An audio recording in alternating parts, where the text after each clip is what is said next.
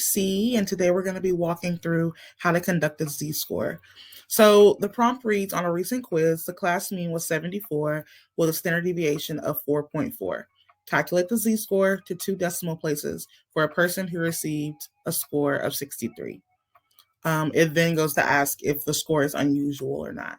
So before we start doing anything and going into the steps, I always recommend that we write down our relevant formulas. So we know that to calculate a Z, we need our sample mean, or we need our score. It's going to be subtracted from the population mean, and then it's going to be divided by the population standard deviation.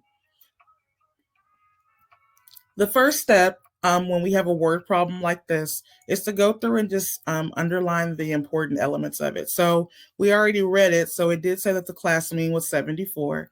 It said that the standard deviation was 4.4. And then as we calculate, we'll be referencing a score of 63. So this means that the population mean was 74. The population standard deviation was 4.4. And our sample score was 63.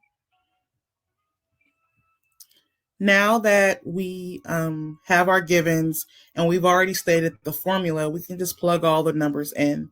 So when we do that, we do 63 minus 74 divided by 4.4.